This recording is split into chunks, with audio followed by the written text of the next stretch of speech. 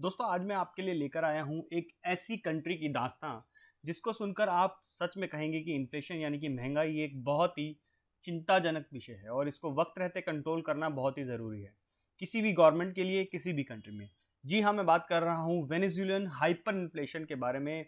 एक ऐसी कंट्री जहाँ पे महंगाई ने दुनिया के सारे रिकॉर्ड तोड़ दिए। आपको ये जानकर हैरानी होगी कि 2018 में वेनेजुला में एक कप कॉफ़ी 2.5 मिलियन बॉलीवर्स की हो गई थी, जो कि इंडियन रुपीस के 1 करोड़ 87 लाख के बराबर है।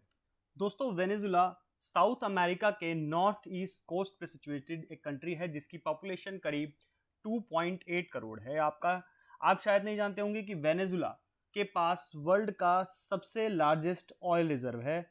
तो आखिर ऐसा क्या हुआ कि वेनेजुला में इतनी महंगाई हो गई? जी हाँ दोस्तों, आज मैं आपको बताऊंगा कि आखिर क्या कारण थे कि वेनेजुला में इस कदर इन्फ्लेशन हुआ और हर चीज़ हद से ज़्यादा महंगी हो गई। तो जुड़े रहिए मेरे साथ इस वीडियो में अंत तक। मैं मनीष आपका स्वागत करता हूं अपने YouTube channel knowledge and facts पे। तो दोस्तों, शुरू करने से पहले मैं आपको बता दूं कि इन्फ्लेशन यानी कि महंगाई बढ़ने का सिंपल सा मीनिंग होता है कि कंज्यूमर प्रोडक्ट्स एंड सर्विसेज के प्राइस में बढ़ोतरी होना और चीज़ों का महंगा हो जाना, या फिर आप इस तरह से इसको देख सकते हैं कि मनी की परचेजिंग पावर का कम हो जाना। एग्जाम्पल के लिए, अगर इन्फ्लेशन रेट अगर 10% है तो जो चीज़ आप पहले 100 रुपए में खरीदते थे आज वो 110 रुपए में आप खरीद पाते हो। दोस्तों, एक्सपर्ट्स की माने तो hyper inflation usually per month 50% से ज़्यादा बढ़ती हुई महंगाई को कहते हैं। मतलब अगर कोई चीज़ आप 1 जनवरी 2020 में 1 रुपए की खरीदते हैं तो वो चीज़ अगले साल 1 जनवरी 2021 में आपको 130 रुपए की मिलेगी। लेकिन वेनेजुला ने हाइपर इन्फ्लेशन के भी सारे रिकॉर्ड तोड़ दिए। दोस्तों, 2014 में वेनेजुला का इन्फ्लेशन रेट 69% था, जो कि दुनिया में सबसे ज़्यादा था।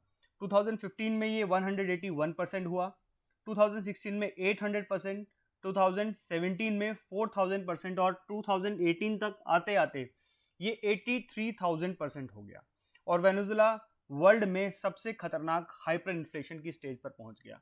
जी हाँ दोस्तों, 2018 के बीबीसी आर्टिकल के अकॉर्डिंग वेनेजुला में ये हाल हो गया था कि वहाँ पे चीज़ों के प्राइस हर 26 दिन में डबल हो रहे थे। तो दोस्तों, आखिर वेनेजुला में ऐसा क्या हुआ कि एक कप कॉफ़ी लेने के लिए भी लोगों को 2.5 मिलियन बॉलीवर्स खर्च करने पड़ते थे? तो आइए जानते हैं।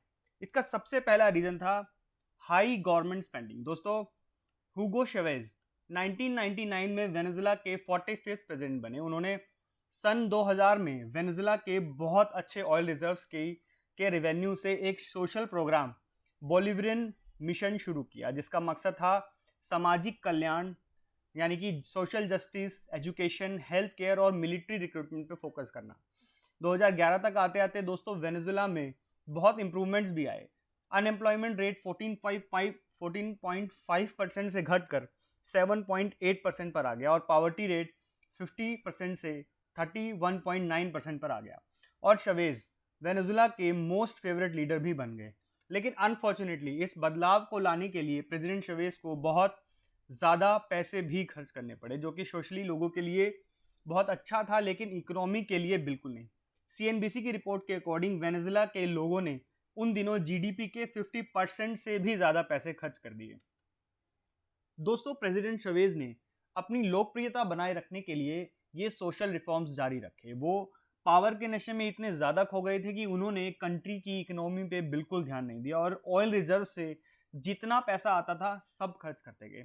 दोस्तों, प्रेसिडेंट शवेज और उनके एडमिनिस्ट्रेशन ने फ्यूचर इकोनॉमिक क्राइसिस के लिए एक भी पैसा नहीं बचा रखा था और गवर्नमेंट ने अपने उल्टे पुल्टे कामों को छुपाने के लिए मीडिया और उनके खिलाफ आवाज़ उठाने वालों को भी सप्रेस करना शुरू कर दिया। दोस्तों, प्रेसिडेंट शवेज के कुछ ऑफिशियल्स ने उन्हें देश के ऊपर बढ़ते हुए कर्जे के बारे में बहुत बार वार्न किया, लेकिन उन्होंने इन वार्निंग्स पर बिल्कुल ध्यान नहीं दिया और इन सोशल रिफॉर्म्स को चलाए रखने के लिए अपने पड़ोसी देशों से भी बहुत ज़्यादा पैसा उधार ले लिया और 2013 तक आते आते वेनेजुला 106 बिलियन डॉलर्स का कर्जदार हो गया और मिस्टर प्रेसिडेंट शवेज देश की बैंड बजा के मार्च 2013 में दुनिया छोड़कर चले गए और फिर शुरू हुए वेनेजुला के इकोनॉमिक क्राइसिस।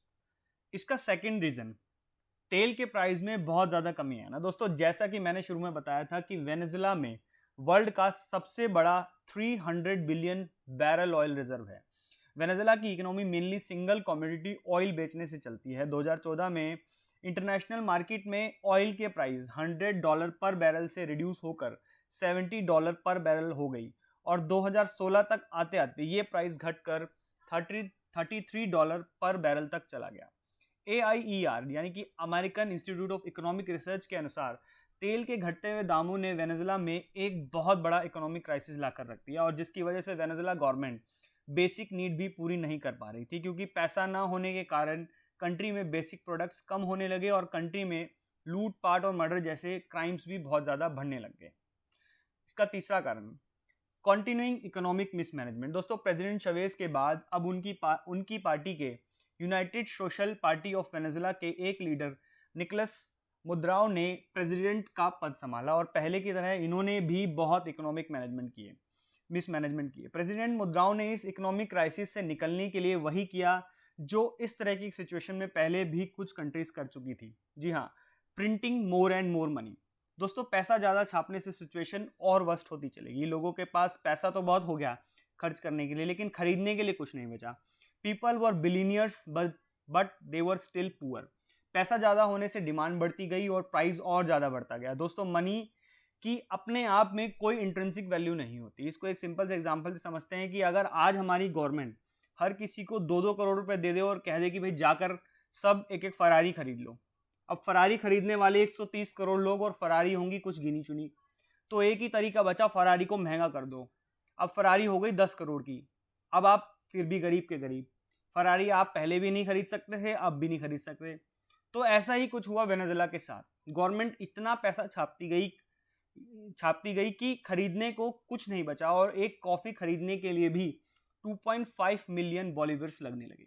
तो दोस्तों, हमने देखा कि देश कि किस तरह वेनेजुएला बर्बाद हुआ और कंट्री में इकोनॉमिक क्राइसिस आए। आई होप फ्यूचर में किसी और कंट्री को अपनी गवर्नेंस की वजह से इस तरह के क्राइसिस फेस नहीं करने पड़ेंगे और देश और दुनिया में शांति बनी रहेगी।